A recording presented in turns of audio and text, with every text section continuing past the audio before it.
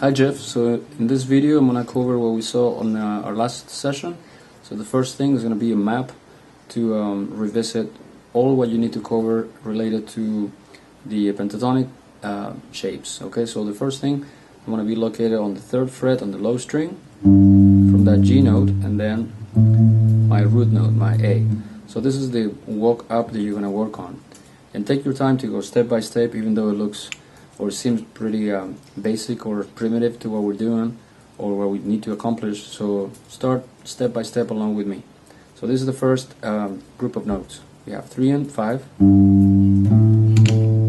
then 3 and 5 on the next string, and then 7.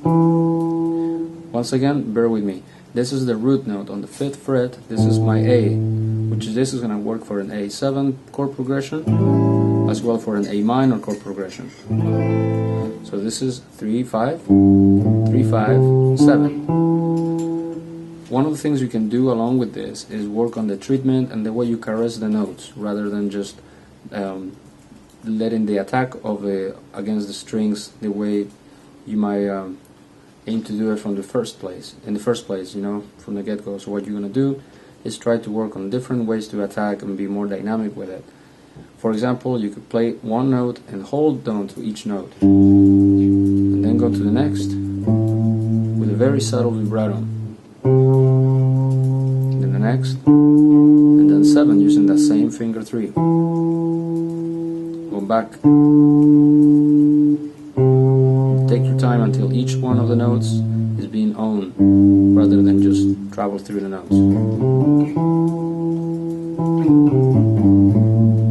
One more time.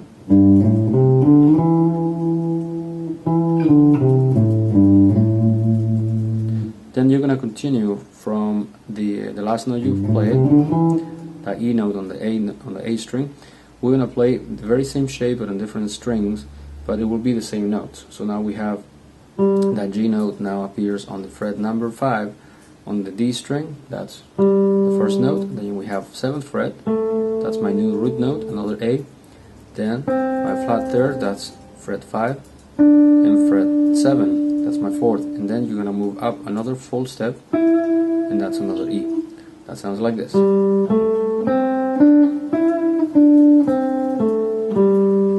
more time.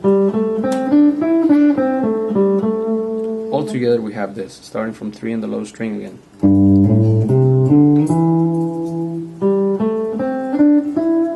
I'll do it one more time without that gap in between. And then to continue with this, we have to visualize two things. My finger 3, it's located on the 9th fret on the G, and obviously you could use any finger for this, but we're gonna stick with finger number 3 for only the reason, for the sole purpose to see the shape of the patterns that we're there are our disposal right below this. So one of them is going to be this pattern, 5 and 8. If you want to use the small finger for it, that's completely okay. And then continuing to that is going to be 8 and 10. So I'll walk you through it one more time.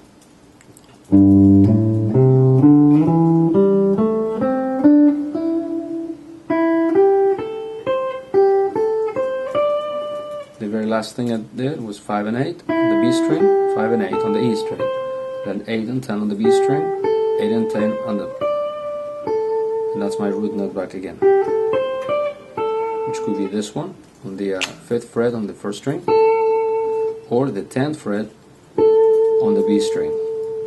So your work is going to consist in deciding which way you're going to go once you get to the 3rd string, here, or continue with the scale this way. So I'll play one version first, the one that I end on 5 and 8 on the 1st string.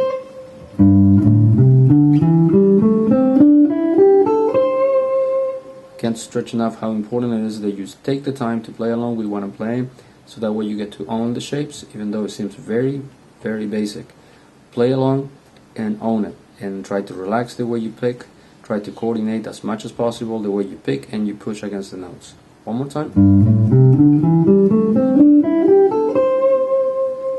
Vibrato in the end helps a lot too. And also you can go back down from there.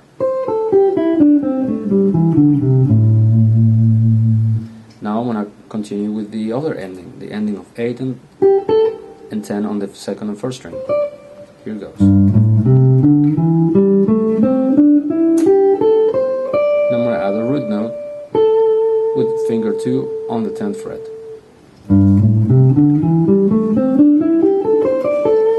One more time, a little bit more fluent. And you can come back down too.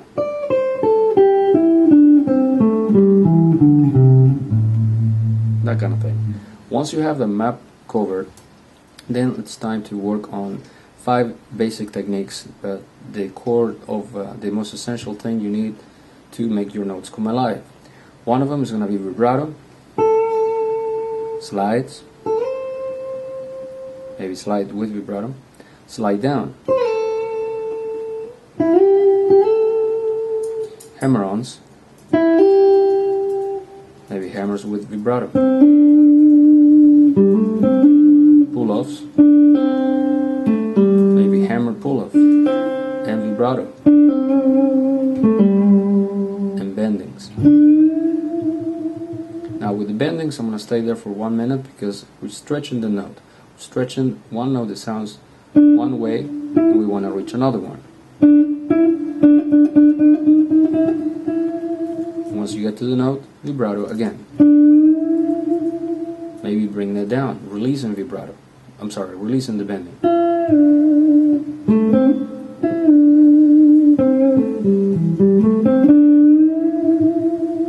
It goes without saying you can add all the new things we've been adding, like the flatted root note here.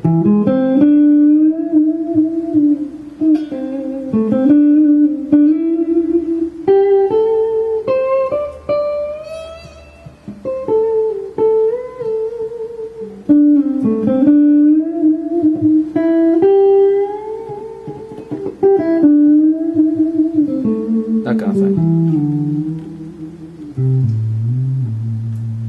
So get started with that, and I hope this works, man. And try to do the comp of the videos as you mentioned before. If you have any questions, just let me know.